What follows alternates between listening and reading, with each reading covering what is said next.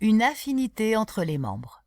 Cela n'est bien sûr jamais évident, et il y aura toujours des bonnes et des mauvaises relations au sein d'un groupe, et des sous-groupes d'affinité pouvant d'ailleurs se créer.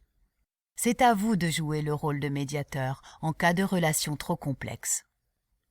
Les membres doivent se sentir indépendants et solidaires. Ici, on suit le même principe qu'en thérapie individuelle. Il ne faut pas infantiliser vos patients et bien doser vos consignes pour les laisser créer en toute autonomie. Créer des rituels. Nous avons déjà traité de ce point, mais il faut le rappeler. Il est fondamental au sein d'un groupe où la ritualisation du début et de la fin d'une séance permet de consolider les liens entre chaque membre du groupe. Modalité de création en groupe. Parlons à nouveau de consignes concernant la gestion d'un groupe. Chaque groupe est différent, de la même façon qu'un individu est unique et chaque activité est différente. Il est bon pour chaque contexte de choisir les modalités de création qui seront proposées aux participants, ou, en d'autres termes, la façon dont ils doivent fonctionner et s'organiser ensemble. Dans l'optique d'une création individuelle, chaque patient réalise indépendamment des autres son activité du début à la fin. Le seul moment d'échange et d'interaction advient au moment du dialogue, même si les patients peuvent toujours socialiser lors de la réalisation de l'activité. Si vous faites le choix de cette modalité, vous considérez chacun différemment. Si une personne du groupe bloque, elle peut passer à un autre support ou à un autre thème. L'idée est simplement que chacun arrive à créer. La création collective consiste au contraire à travailler dès le début de l'activité tous ensemble. Ici, on travaille plutôt sur le fait de fonctionner en groupe. Il s'agit de répartir les tâches pour atteindre un objectif. Tout le monde travaille donc sur un même support, sur la base d'une même consigne. Cela devient compliqué dans le cas d'un groupe de plus de 5 participants. Selon le même principe, la création collective par assemblage est plus adaptée à des grands groupes, car chacun réalise de son côté une pièce du puzzle qui, assemblée à la fin de la séance, formera l'œuvre. On peut encore imaginer d'autres modalités de création, par exemple sur le modèle du téléphone arabe, où l'un commence, puis l'autre continue, jusqu'à créer l'œuvre finale. Exemple de création individuelle. L'arbre japonais. Matériel pour chaque participant. Encre, noir et couleur. Pinceau à encre, feuille blanche. Temps de réalisation, 30 minutes. Demandez à chaque patient. 1. De tracer avec une forme simple la base d'une branche ou d'un arbre. Un tronc d'où partent d'autres branches à l'aide de l'encre noire. 2. D'utiliser sur cette base toutes les encres de couleur pour représenter les fleurs de l'arbre. Cet exercice est excellent pour se détendre, du fait de la fluidité de l'encre qui glisse sur le papier. Il est surtout simple à réaliser pour obtenir rapidement un résultat esthétique et satisfaisant. Il sera donc idéal dans le cadre des premières séances.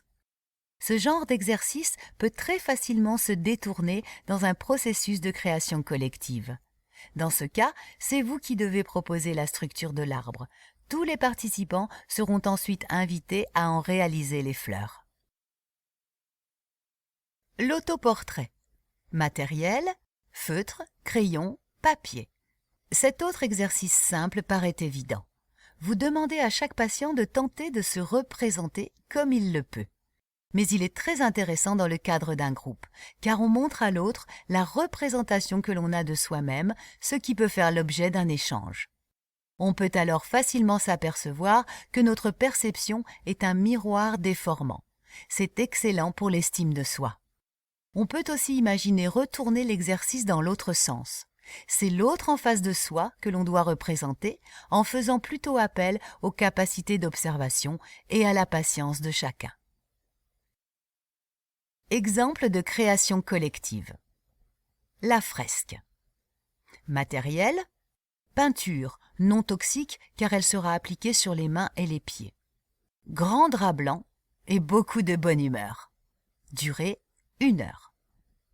Voilà encore une activité idéale pour casser la glace, car elle est ludique et permet ainsi de créer des liens entre les membres du groupe. C'est aussi un rapport à l'art plus corporel, car on peint directement avec ses pieds et ses mains. Une façon de tisser de nouveaux liens avec soi-même. Le déroulement de la séance est simple, mais il faut bien penser à préparer la salle et à protéger les objets aux alentours. Chaque participant applique la peinture sur ses mains et ses pieds et pose sa marque sur la fresque, créant ainsi une œuvre abstraite qui symbolise l'identité du groupe. Les détails peuvent ensuite être réalisés à la peinture au doigt. Une activité idéale pour les enfants, mais pas uniquement. Un simple conseil, sélectionnez des teintes qui se mélangent bien pour que le résultat soit plus esthétique. Le journal imaginaire. Durée 1h30. Cette activité s'adapte bien aux groupes qui peuvent avoir des problèmes de communication ou d'identité. Chaque participant a un rôle de chroniqueur sur un thème précis. Il va donc travailler à l'élaboration de son texte de façon individuelle. Tous les textes seront ensuite rassemblés en un journal que vous pourrez imprimer et distribuer à la prochaine séance. On peut aussi imaginer réaliser cette activité en clôture des séances car elle permet de produire un objet qui évoquera le souvenir de vos ateliers et que chacun peut conserver. La création collective via assemblage peut également être une modalité qui s'applique à chaque activité. L'idée est simplement de rassembler toutes les pièces pour créer une œuvre commune. Le cadavre exquis. Cet atelier d'écriture simplissime est toujours efficace et peut permettre de détendre l'atmosphère et de renforcer les liens entre chaque participant. Vous aurez simplement besoin d'un stylo et d'une feuille qui passera dans le groupe. Chacun écrit, selon ce que vous décidez, un mot, une phrase ou commence une partie d'un dessin. Une œuvre totalement ubuesque est ainsi créée à plusieurs. Une activité idéale dans le cadre d'une première approche de l'art ou de l'écriture. Toutefois, c'est une activité courte qui ne dépasse pas une vingtaine de minutes. Les lignes imparfaites. Matériel, marqueur de 2 couleurs, feuille, feutre et crayon, durée 1 heure. 1. Divisez votre groupe en 2. Chaque groupe a un marqueur de couleurs différentes et le nombre de feuilles de papier correspondant au groupe en face. 2. Chaque membre d'un groupe dessine une ligne sur chacune des feuilles. On doit au final avoir dans chaque groupe 5 feuilles, s'il y a 5 membres, où se trouvent 5 lignes d'une même couleur. Les lignes ne doivent pas se toucher, mais hormis cela, elles peuvent être de toutes les tailles et formes. 3. Chacun récupère ensuite une feuille du groupe en face. Il doit alors créer un dessin à partir de ces lignes qui doivent rester visibles. Voilà une activité qui correspondra plutôt à un groupe ayant déjà effectué quelques séances. Cet exercice est excellent pour les personnes souffrant de troubles et de problèmes de confiance et d'estime, qui craignent de ne pas faire les choses bien. Ici, on doit créer à partir de lignes imparfaites. La perfection n'est donc pas un objectif.